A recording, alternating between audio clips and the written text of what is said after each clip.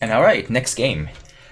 Alright, I'm actually feeling pretty excited. Let's see if we can go 4-0, 5-0, or 6-0 at this point. We're gonna try our best to do so. This hand is very good. Definitely a keep.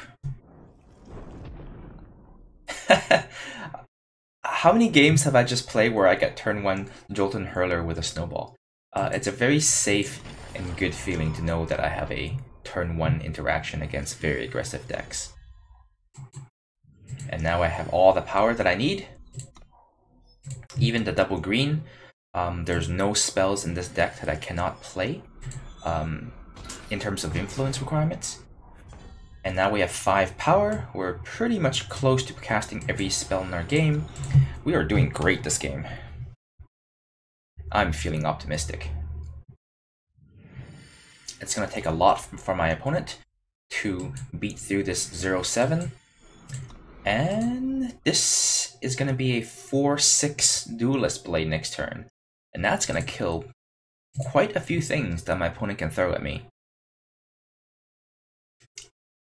Although the fact that my opponent have not played any spells in the first 3 turns suggests to me that he has a slower mid-range to late game deck as well. And that could mean that he has some pretty powerful, oh, that's fine, late game cards. Oh, this is perfect.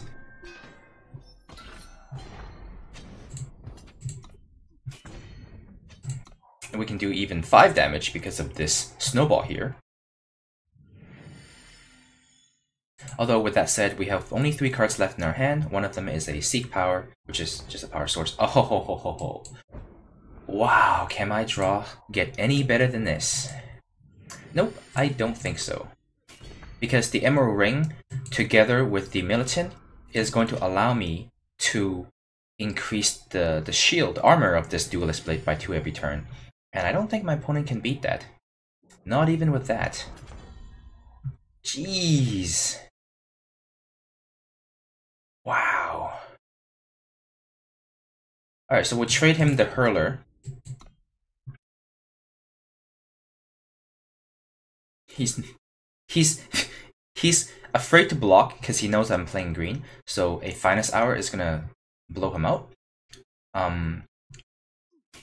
So he's just gonna take it. The dilemma for him though is that even when he attacks me, I have a 0-7, so he's not gonna be able to get through the 0-7.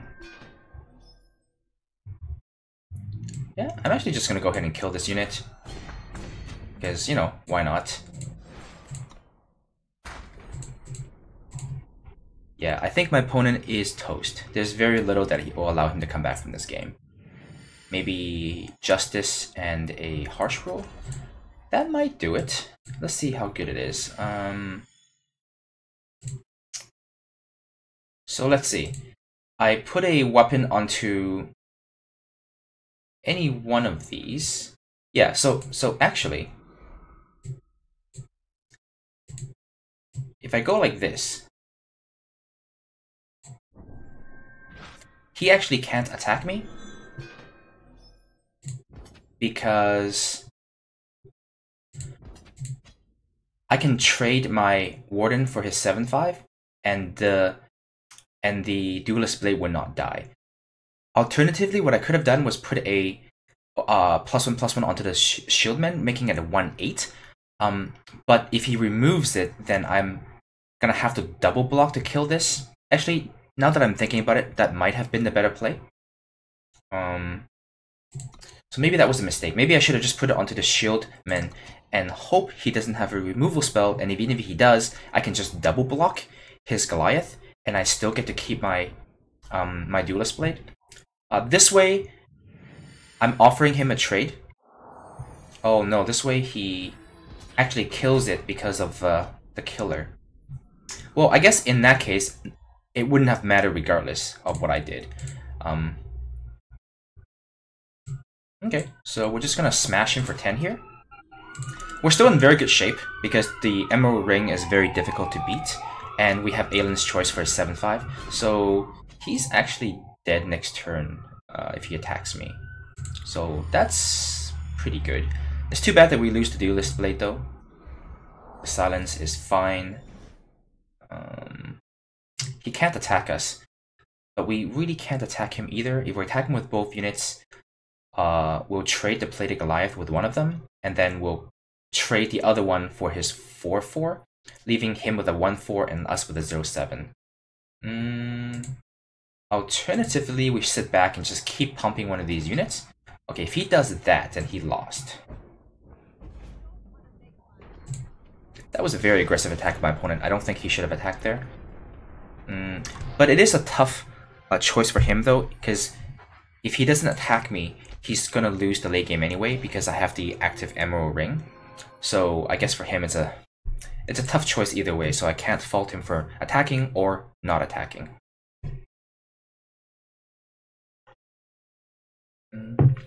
Yeah, there was nothing I could have done to save the Duelist Blade because he has the Predatory Instinct.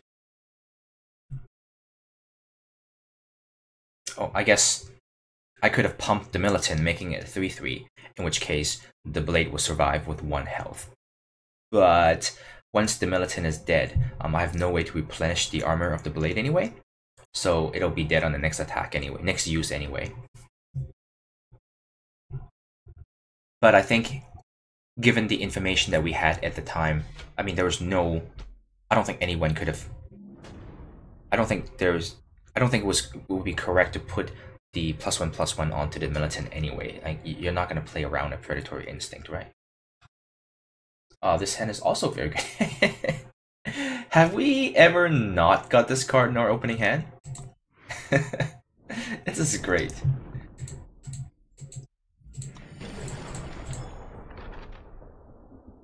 I'll have to watch the replay later, but I think we had this card in our opening hand like every single game. Yeah, so this is good. Turn 3, turn 4, turn 5. Perfect curve.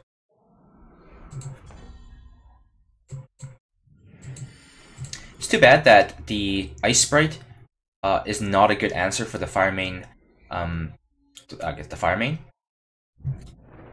since he can be activated anyway. That's most unfortunate, because this card is very powerful and I would really like to get rid of it. Hey, he's offering me a trade. I think this is a good trade. Let's do it.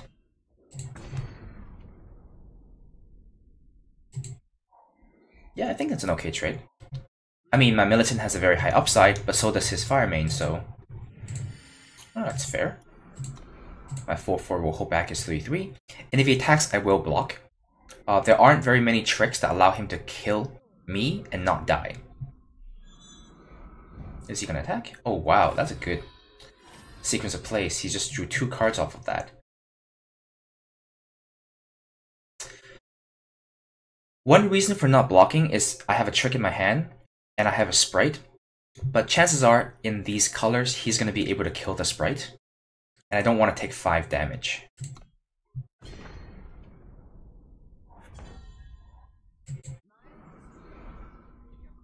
I don't want to play the Sprite because I'm not interested in locking down his Quartermaster. I would rather him attack, and then I'm opening myself up to a blowout, but I think this is a worthwhile trade. The Quartermaster does have a pretty high upside, especially if he built a deck around it. Yeah, so that is something I can Ice Sprite down.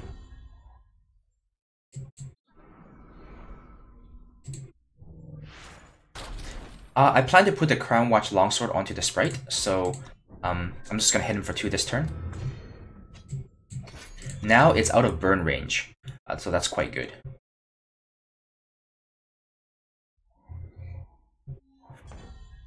Yes. This is very good. My opponents hit 7 power. In a deck like this, I think what I'm most afraid of is the really powerful, expensive time units, like the Pillar of Amar. Oh no! Oh hey, he chose to... I think that might be a mistake. Yeah, I think that might be a mistake. We're holding the 1/5 back, but if he attacks us, we wouldn't have blocked anyway.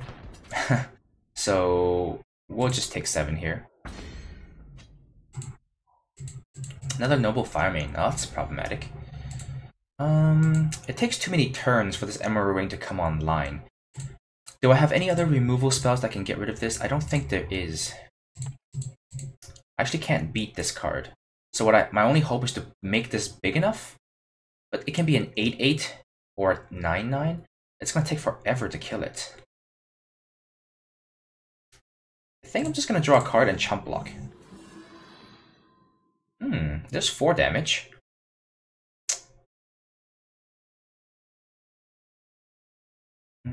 Alright. Because if I play the Emerald Ring, make this a 2/6 and a 3/7, he just has to pump once and it's an 8/8. I don't think I have enough turns anyway. I need to draw through my deck and just hope to find enough blockers. And also, I can't remember off the top of my head if I have any good answers for this card. Oh, Lightning Strike. So how much damage do I have to do to kill it? So I can do 7 here, but he can pump, so he can go to 8. That's most unfortunate. So I think we'll start off by killing this stupid Fire Main, because it's quite problematic. And what we need to do is let him kill the Duelist Blade. We can't do anything about that. And then on the following turn, Acolyte, double block, and fire Lightning Strike, and he'll kill all of our units, but he'll lose the 7/7. Wow, that's expensive. So since we're not blocking anyway, let's just attack him.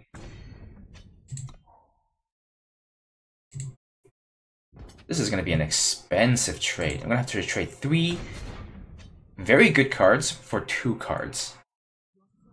That's fine. He's killing these... Oh, he's putting on himself. That does make a lot of sense. Alright, let's just fetch a land which is free. So, let's see. I have to play this. I'll make himself flying. I'll shoot this. And now I have exactly 7 damage. So we trade everything on board, leaving me with an Emerald Ring next turn, and him with Letho. Great. Huh, I did not expect him to play this card. Personally, I would never play this card, but I guess in this case it worked out really well for him. Well, that's it. 2-3. That last game. Not sure if there's anything I could have done differently. I didn't have anything that I could answer the 4/4 with at the time. And once he removed the Sprite, there was nothing else in my deck. But the Sprite was already in play anyway, so I couldn't have dealt with it. Yeah, I think we lost that game fair and square. Our draw was great. My opponent's draw was fine, and his deck was just able to one-up our deck with a very large unit that we couldn't handle. Oh, I do have an out. My out was Island's Choice. That's the best out I had in my deck. Okay, well, I'm sorry guys. It's a 2-3. I thought our draft went pretty well, and I thought we didn't. Well, our plays were questionable. I don't think I made a mistake based on my memory of the games at the moment, but maybe I can go back and review it, and I would love to hear your thoughts. You know, if you think I made a mistake, if you think I could have had different lines of play, if I missed anything really obvious and I'm a total noob, leave it in the comments, let me know. I'd love to hear it. As always, thank you for watching. If you like what you see, give me a like, give me a subscribe for more content. Thanks. Bye-bye.